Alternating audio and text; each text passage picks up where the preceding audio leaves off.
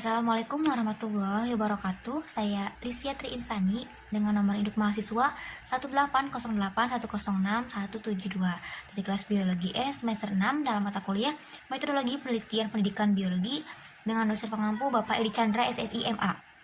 Video ini dibuat untuk memenuhi tugas ujian akhir semester mata kuliah Metodologi Penelitian Pendidikan Biologi. Nah, di sini saya akan mempresentasikan hasil dari proposal penelitian yang saya buat yang berjudul Penerapan Web Learning di Masa Pembelajaran Jarak Jauh atau PJJ untuk meningkatkan hasil belajar siswa pada materi Sistem Ekspresi kelas 11 di SMA Negeri 3 Cirebon. Simak videonya ya. Agenda presentasi saya kali ini yaitu terdiri dari 3 bab. Bab 1 pendahuluan, bab 2 tinjauan pustaka, dan bab 3 metodologi penelitian. Pada bab 1 pendahuluan terdapat 7 komponen atau 7 sub. Yang pertama yaitu latar belakang masalah, yang kedua rumusan masalah, yang ketiga tujuan penelitian, yang keempat manfaat penelitian, yang kelima definisi operasional, yang keenam kerangka pemikiran, dan yang ketujuh hipotesis penelitian. Pertama yaitu latar belakang masalah. Di sini latar belakang masalahnya yaitu kurangnya penggunaan media elektronik yang membuat siswa pasif dalam proses pembelajaran sehingga berdampak pada kurangnya minat, perhatian, disiplin perilaku, keseriusan, ketelitian, semangat, motivasi, dan keaktifan siswa dalam mengikuti pembelajaran. Yang kedua yaitu seiring berkembangnya zaman, media elektronik juga dapat digunakan sebagai media yang praktis, efektif, dan efisien. Siswa akan paham dengan mudah menggunakan media elektronik serta dapat mengefisienkan waktu pembelajaran karena tidak harus mendatangi media lingkungan sebagai bahan materi sistem ekspresi. Nah, yang ketiga yaitu sistem dalam pendidikan sekarang menerapkan sistem pembelajaran jarak jauh. Dengan adanya PJJ ini membuat tenaga pendidik dan peserta didik harus mengatur ulang jadwal pembelajaran dan metode pembelajaran yang akan dilakukan. Solusi yang tepat di masa pandemi COVID-19 ini dengan teknologi informasi atau TI yang sudah berkembang ini ialah dengan memanfaatkan beberapa sarana dan prasarana seperti Zoom, YouTube, Edmodo, Google Classroom, dan lain-lain. Beberapa media tersebut dinamakan e-learning. Kedua, yaitu rumusan masalah. Terdapat 3 sub lagi. Yang pertama ada identifikasi masalah, yang kedua pembatasan masalah, dan yang ketiga pertanyaan penelitian. Nah, untuk yang pertama identifikasi masalah yaitu di sini kurangnya pemahaman siswa terkait materi yang diajarkan secara daring, kurangnya ketertarikan siswa dalam pembelajaran daring, pembelajaran yang masih bersifat monoton sehingga siswa merasa bosan, dan pentingnya memilih website sebagai media belajar yang sesuai dengan perkembangan zaman. Yang kedua, pembatasan masalah. Pengembangan dalam penelitian ini adalah pembuatan bahan ajar program e-learning. Hal ini dilakukan untuk meningkatkan hasil belajar siswa. Materi yang digunakan dalam penelitian ini adalah pokok bahasan sistem ekspresi kelas 11 IPA. Uji coba dilakukan pada siswa kelas 11 IPA di SMA Negeri 3 Cirebon. Yang ketiga yaitu pertanyaan penelitian. Yang pertama di sini bagaimana aktivitas siswa yang menggunakan media e-learning dengan siswa yang tidak menggunakan media e-learning pada materi sistem ekspresi kelas 11 IPA di SMA Negeri 3 Cirebon. Selanjutnya, bagaimana cara meningkatkan hasil belajar siswa melalui media e-learning dalam pembelajaran daring. Yang terakhir, apa sajakah faktor pendukung dan faktor penghambat selama pembelajaran dalam penerapan media e-learning pada materi sistem ekspresi. Selanjutnya yaitu yang ketiga, tujuan penelitian. Di sini memiliki 3 tujuan. Yang pertama, untuk melihat aktivitas siswa yang menggunakan media e-learning dengan siswa yang tidak menggunakan media e-learning pada materi sistem ekspresi kelas 11 di SMA Negeri 3 Cirebon. Yang kedua, untuk meningkatkan hasil belajar siswa melalui media e-learning. Dan yang terakhir yaitu untuk melihat respon siswa selama pembelajaran dalam penerapan media e-learning pada materi sistem ekspresi.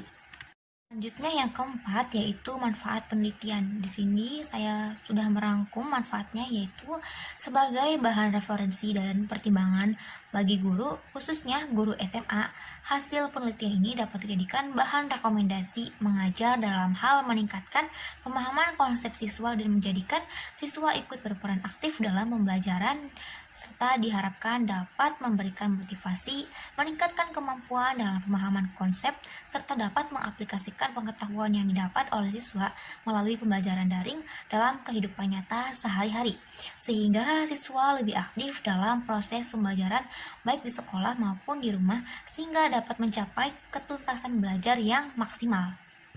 Selanjutnya yang kelima yaitu ada definisi operasional. Untuk memperjelas istilah yang digunakan dalam penelitian ini, maka dibuatlah suatu definisi operasional, yaitu yang pertama, Media X Learning atau e-learning X HTML editor. Nah, merupakan media publishing konten pembelajaran berbasiskan web tanpa diperlukan keahlian dalam penulisan HTML, XML, atau program aplikasi pembuatan web lainnya. Yang kedua yaitu sistem ekskresi, merupakan salah satu materi pokok biologi yang membahas tentang organ-organ sistem ekskresi, struktur dan fungsi organ sistem ekskresi, proses ekskresi makanan, hubungan antara struktur jaringan penyusun organ pada sistem ekskresi dalam kaitannya dengan nutrisi, serta bioproses dan gangguan fungsi yang terjadi pada sistem ekskresi manusia. Selanjutnya yang keenam yaitu kerangka pemikiran. Rendahnya kualitas pendidikan tercermin dari rendahnya pemahaman siswa terkait materi yang diajarkan secara daring. Hal ini dapat disebabkan oleh beberapa faktor, diantaranya kurangnya motivasi belajar siswa, guru yang kurang inovatif dan kreatif, sedikitnya media pembelajaran yang digunakan, dan lain sebagainya. Media pembelajaran e-learning layak digunakan karena dapat menciptakan suasana belajar yang menyenangkan. Motivasi siswa dalam belajar dengan suasana belajar yang nyaman dan menyenangkan akan berdampak pada peningkatan pengetahuan siswa. Pembelajaran yang menggunakan media internet e-learning diharapkan mampu meningkatkan penguasaan konsep siswa, menumbuhkan sikap positif terhadap teknologi, serta siswa lebih dapat memanfaatkan teknologi untuk pembelajaran. Yang ketujuh yaitu hipotesis penelitian, yang dimana HA sama dengan terdapat perbedaan pemahaman konsep yang signifikan antara siswa yang menggunakan media e-learning dengan siswa yang tidak menggunakan media e-learning pada materi sistem ekskresi kelas 11 IPA di SMA Negeri 3 Cirebon. Selanjutnya memasuki bab 2, tinjauan pustaka. Di sini terdapat beberapa sub, yaitu ada pengertian belajar dan pembelajaran. Ada yang kedua yaitu media pembelajaran e-learning, dan yang ketiga media pembelajaran X-learning. Di sini memasuki yang pertama, pengertian belajar dan pembelajaran. Belajar dan pembelajaran adalah dua hal yang saling berhubungan erat dan tidak dapat dipisahkan dalam kegiatan edukatif. Belajar dan pembelajaran dikatakan sebuah bentuk edukasi yang menjadikan adanya suatu interaksi antara guru dengan siswa. Kegiatan belajar mengajar yang dilakukan dalam hal ini diarahkan untuk mencapai tujuan tertentu yang telah dirumuskan sebelum pengajaran dilakukan. Salah satu peningkatan hasil belajar didukung oleh metode pembelajaran yang tepat, sehingga makna dan tujuan pembelajaran dapat tercapai. Selanjutnya yang kedua yaitu media pembelajaran e-learning. Pengertian media pembelajaran. Nah, di sini kata media berasal dari bahasa Latin, yaitu medius, yang secara harfiah berarti tengah, perantara, atau pengantar. Dalam bahasa Arab, media adalah perantara atau wasoil, atau pengantar pesan dan pengirim kepada penerima pesan. Itu menurut Arsyad 2015. Sedangkan menurut Sanaki 2013, perangkat yang bisa dimanfaatkan untuk menyalurkan informasi dalam pembelajaran disebut juga dengan media pembelajaran. Selanjutnya yaitu manfaat dari media pembelajaran ini sebenarnya ada banyak. Di sini saya hanya mencantumkan 5, yaitu untuk memperjelas perintah agar tidak terlalu verbal, mengatasi keterbatasan ruang, waktu, tenaga, dan daya indera, menimbulkan semangat belajar karena adanya interaksi lebih langsung antara sumber belajar dengan peserta didik.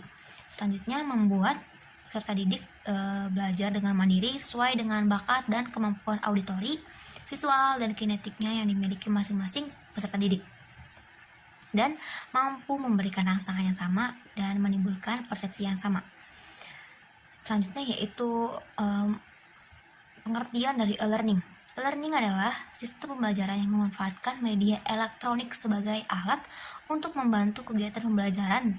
Sebagian besar berasumsi bahwa elektronik yang dimaksud di sini lebih diarahkan pada penggunaan teknologi komputer dan internet.